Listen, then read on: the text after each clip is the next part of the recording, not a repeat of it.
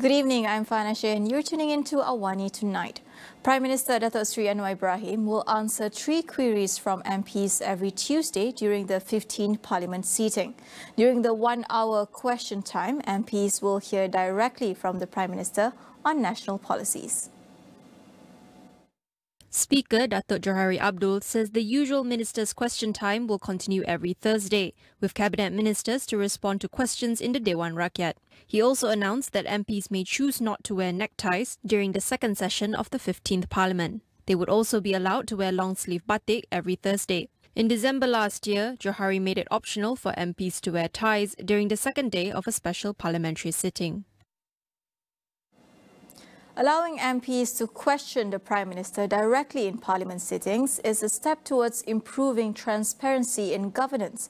Hafizi Razali from Baharu Group Asia says the temporary parliamentary reform will go a long way towards keeping the Prime Minister accountable for his actions and plans.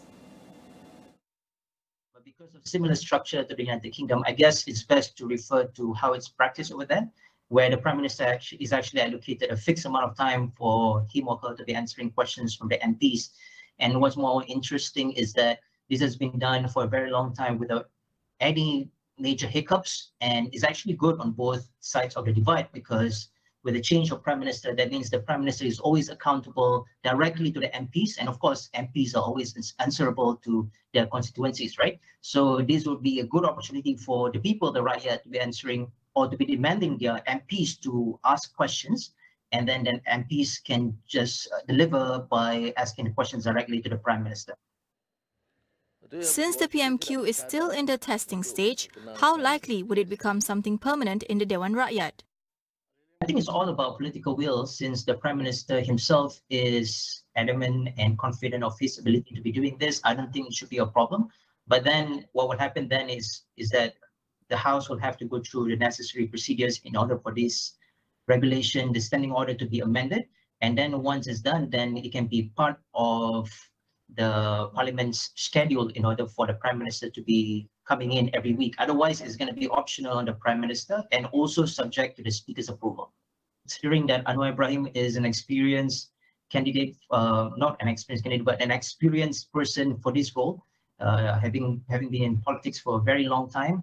And we also have to note that the Speaker of the Dewan Rakyat is also a close ally to Anwar Ibrahim, also from his own party, BKR. So I don't think it will be a big challenge, especially with Anwar Ibrahim also having a 2/3 majority in the parliament. The government has no plans to reintroduce the Goods and Services Tax, or GST, or any other broad-based consumption tax to tackle the Malaysia's debt. Prime Minister Datuk Seri Anwar Ibrahim says Putrajaya will instead look at reducing subsidies for the rich. Walaupun ada keputusan kerajaan sebelum ini untuk menaikkan tarif elektrik, kerajaan sekarang telah membatalkan cadangan itu dan mengenakan hanya kepada golongan T20, iaitu MNCs dan syarikat besar, melainkan syarikat yang melibatkan diri dalam isu food security. Malaysia's debts and liabilities stand at around 1.5 trillion ringgit, including 1MDB's debt of 18.2 billion ringgit. Although Malaysia's economy recorded an encouraging performance with an 8.7% GDP growth for 2022, former Second Finance Minister Datuk Seri Johari Abdul Ghani says Malaysia is still lagging behind neighbouring countries. The Titiwangsa MP said the figures are worrying, as slower economic growth will affect job opportunities and household income, as well as the cost of living. Daripada 5% 3 tahun sebelum pandemik dan 3 tahun selepas pandemik kita hanya berkembang 1.9%. Ini berbanding kalau kita lihat dari segi pencapaian negara-negara jiran. Kalau kita tengok di Singapura contoh, waktu kita berdepan dalam pandemik tahun 2020, mereka hanya mengalami penyusutan ekonomi negatif 4.1%. Tetapi pada tahun 2021, mereka berkembang 7.6%. Maknanya dia telah cover balik dia punya negatif pada tahun 2020. Johari said Malaysia was also lagging behind Indonesia and Vietnam as their economies have recovered well in 2021. There are no plans to abolish the National Higher Education Fund Corporation or PT-PTN loans for borrowers from the B40 group. Higher Education Minister Dato' Sri Muhammad Khalid Nordin said doing so would incur a huge cost to the government of up to 42 billion ringgit.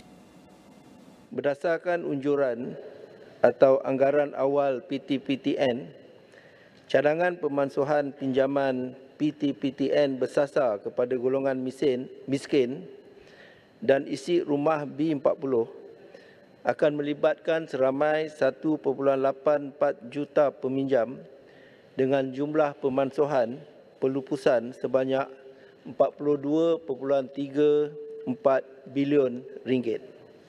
Khalid added that the government does not have the capability to sustain such a program at this point in time. However, he said there were various options for borrowers to ease loan repayments, such as allowing postponements if the borrower is pursuing further studies or is unemployed. Borrowers, he said, are also provided discounts if the loan is paid in full and that the loan repayments have been restructured based on their financial capabilities. In other news, the Malaysian Anti-Corruption Commission, MACC, has called in a former minister over the Pandora Papers, which link several public figures to offshore taxes. The former minister, said to be in his 80s, had his statement taken after being questioned yesterday at the MACC's headquarters in Putrajaya. The person was asked, among others, to explain claims of financial flow involving 12 offshore companies owned by him and his family. It is understood that MACC's investigation is focused on tracing the assets and investments linked to the leader and his family abroad and whether they were gained through government projects. So far, no bank accounts have been frozen as the anti-graft body's investigation is still in its early stages.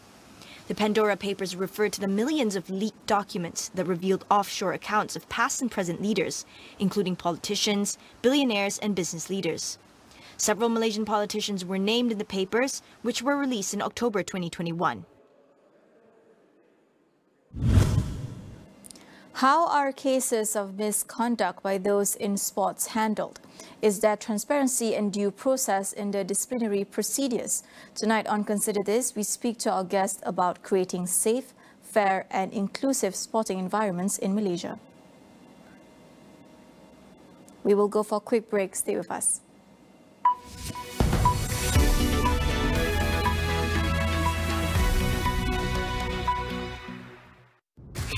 Cuaca panas menyebabkan kelumomo, minyak dan kegatalan? Clearman 100% untuk para lelaki. Teknologi anti kelumomo 3 kali ganda. Tiada kelumomo, minyak atau kegatalan. Dingin pada kulit kepala. Clearman terbukti menewaskan kelumomo. What's the latest scoop when it comes to companies, markets and strategies? For everything business and tech related, catch Notepad with me, Ibrahim Sani, weekdays 10:30 p.m. across all AWANI platforms.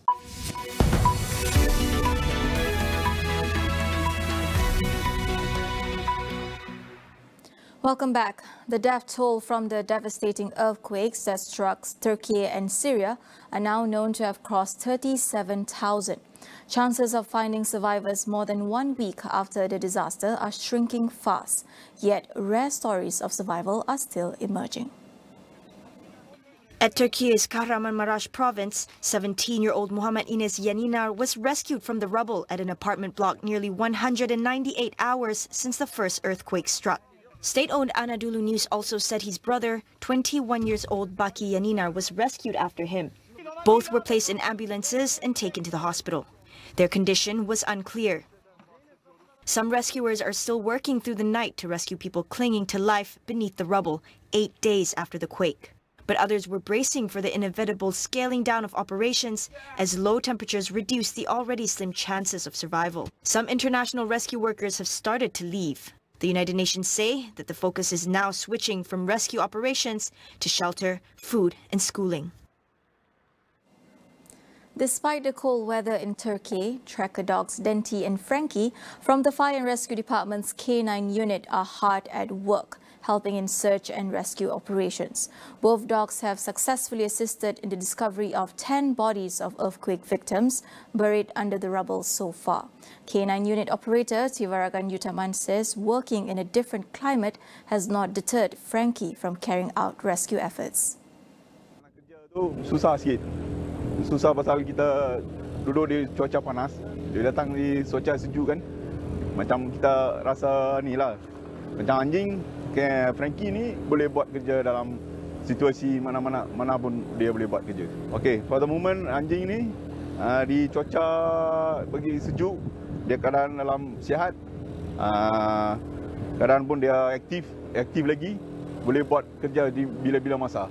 Keadaan dia memang okey, baik. Memang inilah apa kesihatan tu dari Malaysia sampai sekarang pun memang dia aktif lah. Tak ada apa-apa masalah dari segi kesihatan. Both Denti and Frankie are currently based in the Nurdat district in Gaziantep, an area where over 90% of the buildings were destroyed. The SAR mission in Turkey marks their first mission abroad, less than 2 months after their high-profile search and rescue job during the Batangkali landslide last year. The United States said it had recovered sensors and electronics parts from a suspected Chinese surveillance balloon it shot down earlier this month. The equipment is being sent to the FBI, which will investigate what the contents of the balloon were being used for.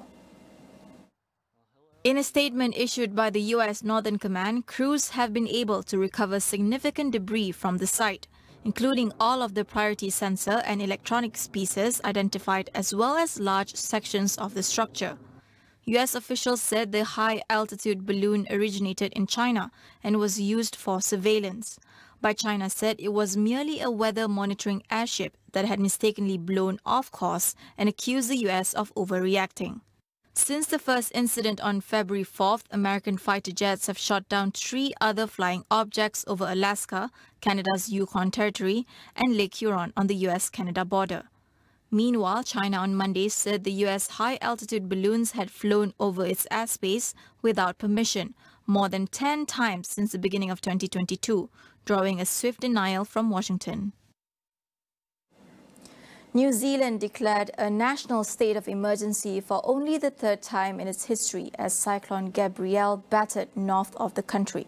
Drone footage showed widespread flooding and destruction as people were evacuated, while hundreds of thousands of households remained without power. The National Emergency Declaration enables the government to support affected regions and provide additional resources.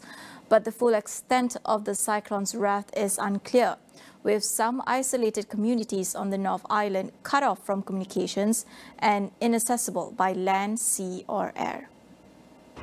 Prime Minister Chris Hipkins says the disaster is New Zealand's biggest weather event in a century. Nearly a third of New Zealand's 5.1 million population live in regions affected by the cyclone.